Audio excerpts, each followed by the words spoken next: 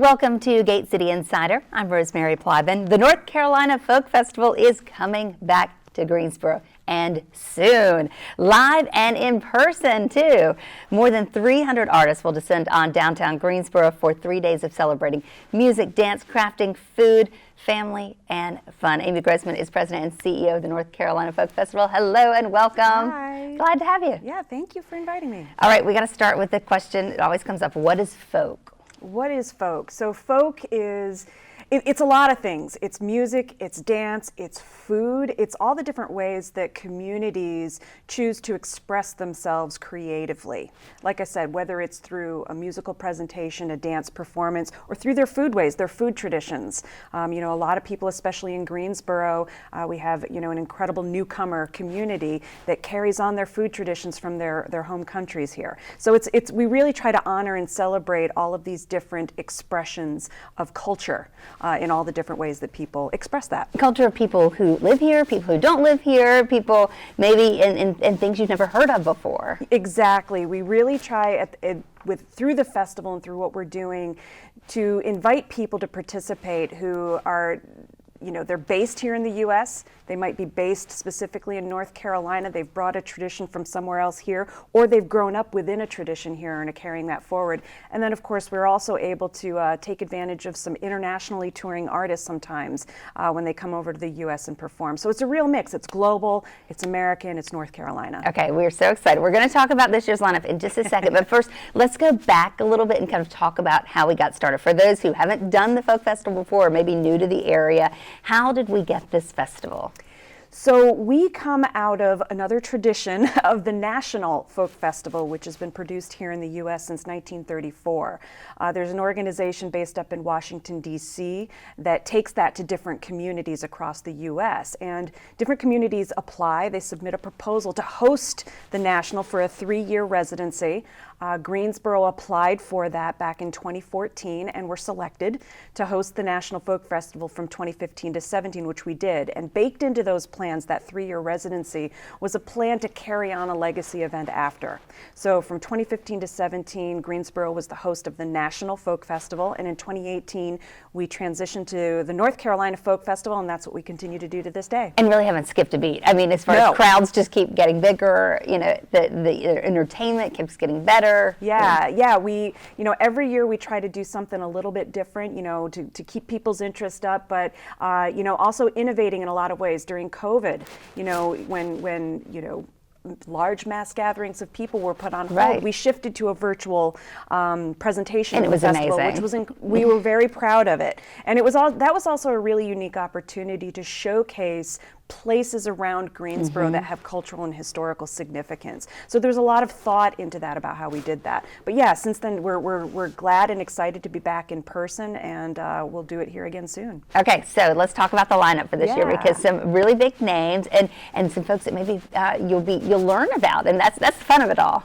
Yeah, every year we try to put together a program that it's very diverse in trying to meet people's different things that they may be familiar with and things that they may be open to learning about.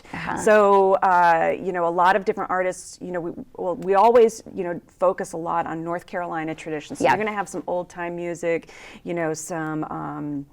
some bluegrass. We've also got a local Greensboro-based soul group, because soul music and R&B is so popular here in North Carolina.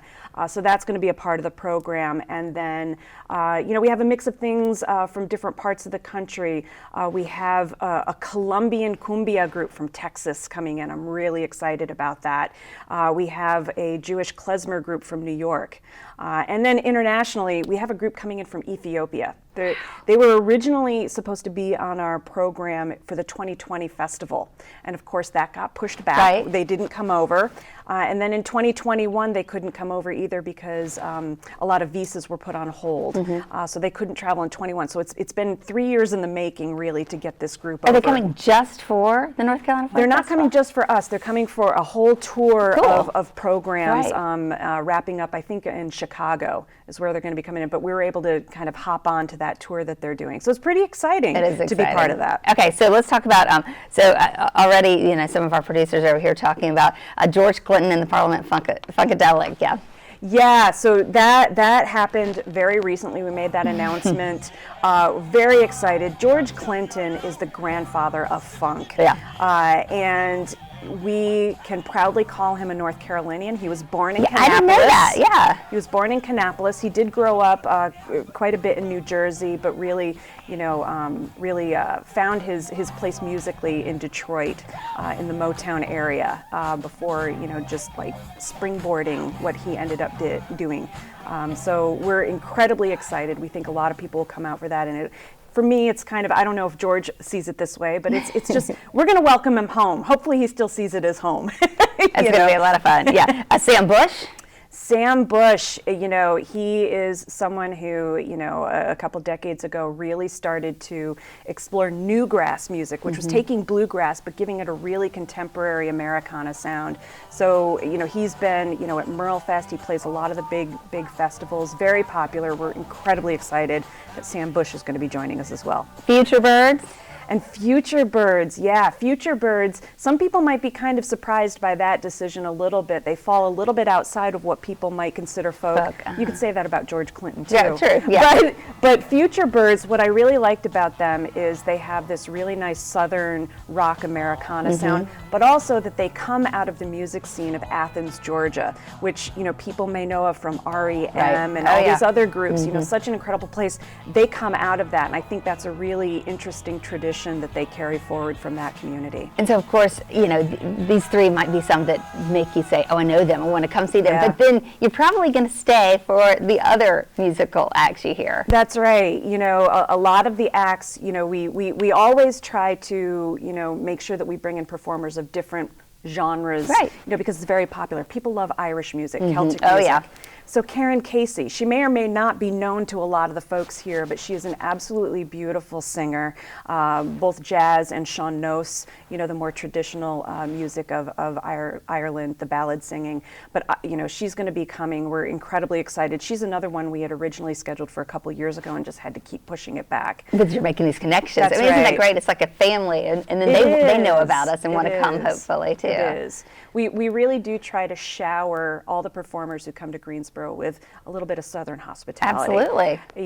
So that when they leave, they talk about how great Greensboro is, how great the North Carolina Folk Festival is, and word gets out, and then people want to come and play. And then they tell their friends, they say, I want to come back. That's right. And we want them to come back, absolutely. For sure. I saw also a kid band that I used to take my children to see here locally when they were, I don't know if they want to be called a kid band, so maybe I shouldn't call them that. Sure, you're talking about Big Bang Boom. Of course, Yes, of course, Chuck Folds, they have performed at the festival before, and we are bringing back this year our family activities area. That's we great. had to put that on hold a couple of years due to the pandemic, but we're going to have Chuck and his group Big Bang Boom performing at different places on different stages. But we're really excited, along with the Sultry, the R&B and soul group from Greensboro, Chuck Folds with Big Bang Boom, and we also have another Greensboro performer, Caleb Serrano. He's this young 10-year-old gospel singer from Greensboro.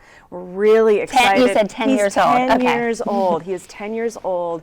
And I can't wait for people to see him on our stages. He's absolutely fabulous. All right, there he is on the screen. Okay. I can't wait. I'm imagining a really big voice is coming out of that very small person. That's exactly right. I can't wait. Okay, so it was a contest this year. It was called Not Your Average Folk Contest. Tell us, what was that about? So this was our second year producing the Not Your Average Folk Contest. We saw we saw a space in which, there could be room on our stages for different musicians who identify as folk in North Carolina. They may not be on our radar, but we thought a really fun way to engage those artists and engage the community would be to host a contest, which is what other festivals have done in different ways as well.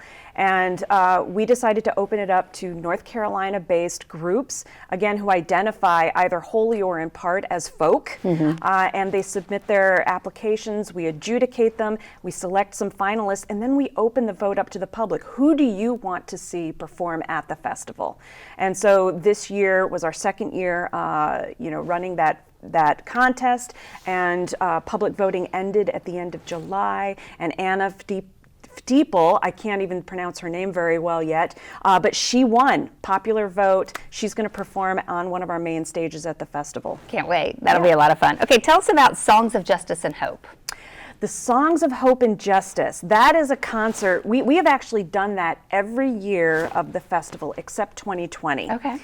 We've done it in different ways, outdoors, indoors,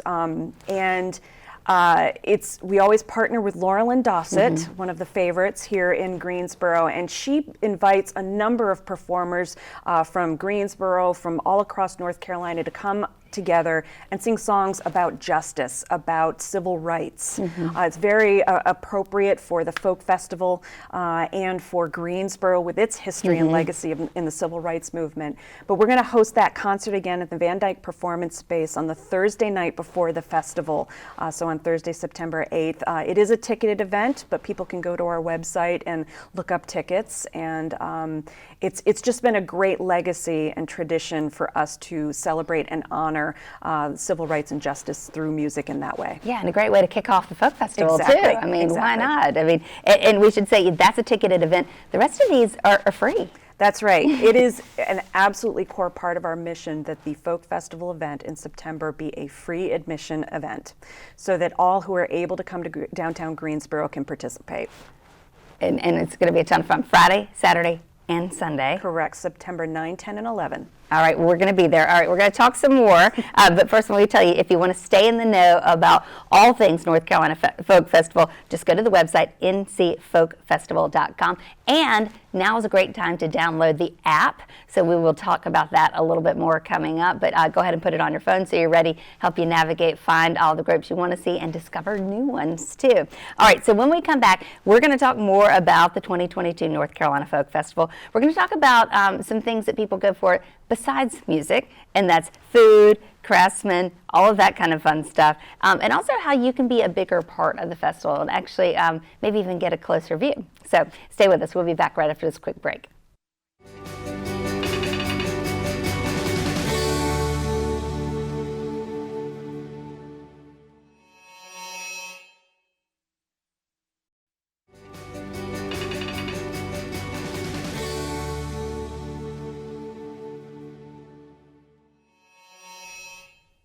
Welcome back to Gate City Insider. We're all talking about everything North Carolina Folk Festival today, and we have the President and CEO, Amy Grossman. Hello once again. All right, so we talked a lot about the musicians who will be here, but there's also lots of shopping and lots of food, so let's talk about that a little bit.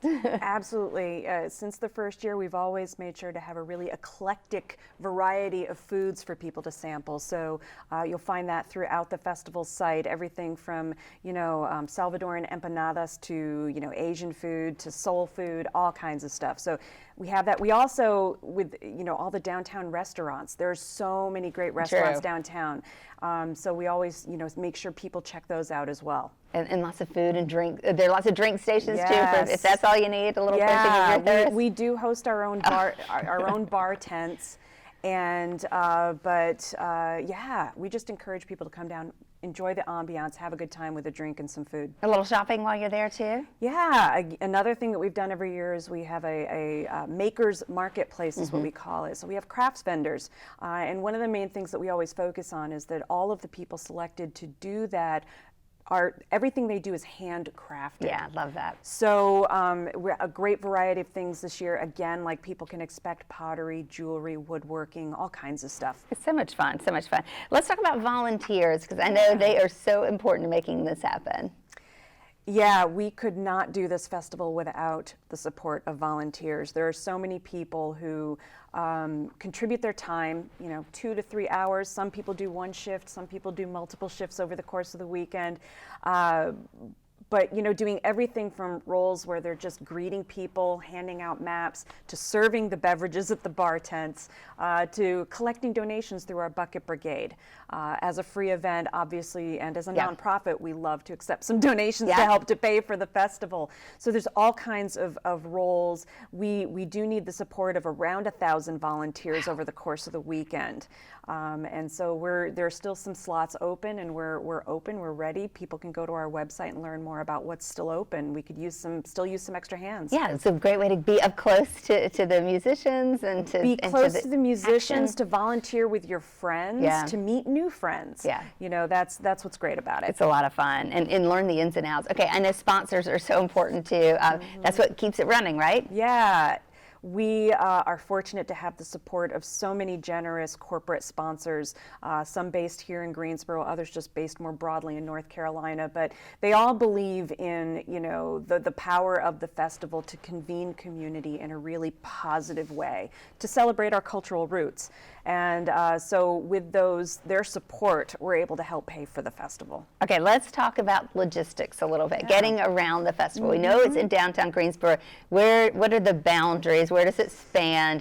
Where do you suggest people park, get in, get out, that kind of thing? Well, let's start with parking. Okay. That's always one of the biggest questions. The best place to park is one of the City of Greensboro's downtown parking decks. So those are all open? Except for the Davie deck. Okay. So the Davie Street deck is closed because that's in the center of the festival it's right site. In the middle. That's the cultural district. It is. It is. Deck. So the Church Street deck, the Belmead deck, the Green Street deck, the new one over at the ballpark, the Eugene deck.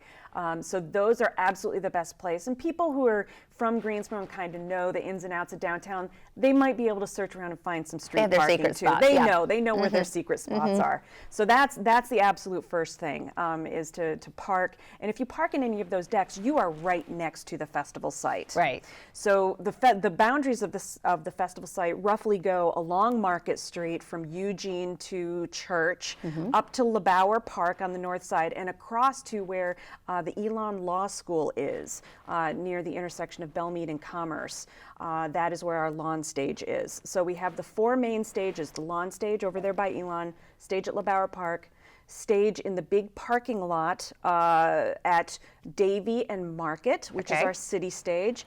And then the new stage we did last year, the old courthouse stage, was so popular, we're doing it again on Market Street, right where John Wesley Way meets Market across from the courthouse. Okay, and so of course we had the concert on Thursday night, but then Friday is when things get started. What time Friday? To what time, really? Things start kicking off on Friday around 5:30 p.m. Okay. That's when performances will start, when festival activities itself will start kicking up. We want to kind of hit that end of the workday, time frame. Performances will go till about 10:30, and then it'll start all over again on Saturday around noon. Okay, and then go all day Saturday? All day Saturday to 10:30, and then Sunday starting at 10 and go to about 6:30. So much fun. I mean, you're going to be exhausted. Yeah, I am every year. It's a good exhaustion, right? Good exhaustion. It's such a lot. Okay, bathrooms, can we find those pretty readily? Yeah, I mean, we got to ask about them, right? Absolutely, it's important. I'm a planner. It's just as important as parking. That's what people want to figure out. In addition to restrooms that are going to be available in some of the downtown restaurants, if people patronize them. Right. There's obviously that. We do have porta-johns throughout the site at the different locations, and then there are a couple places like in the Greensboro Cultural Center. If people are able to sneak in, that will be open all weekend. And of course at the parks parks, exactly. Awesome. Yes. Okay, let's talk about the app, because that's a really helpful way to kind of find where you're going, keep up with some of the musicians, find where the food is, all of that. Yeah, the app is actually the best way to view information about the schedule. You can read about the performers, you can read about the food vendors, the marketplace vendors. There's a map to help you navigate. So it really is your best source for information about how to navigate and figure out where you want to go and where you want to be during the festival. I will say people can go now and download the app. The information might still have last year's. We're still in that review process, but by the end of August, in plenty of time ready for the festival, the app will be updated and live and ready for people to use. Really just want it on that weekend, so when you're walking around and be like, okay, where am I? Where am I? Okay, I want to get there. Oh, it's almost, what time is it? Yeah, I got to get there right now. So tell me, what are you most looking forward to about the festival? Is it a thing, or is it just It's not a specific thing. What I am blessed with having an incredibly competent and skilled crew of people who work with me to produce this, and they're running around taking care of a lot of details over the weekend. I get called in as needed. to put out any fires that might pop up, but really they're so competent, there are so few fires to deal with. What I really look forward to in my time is just engaging with people who are attending, you know, just soaking up the vibe, you know, the positivity, and again, that sense of community is palpable.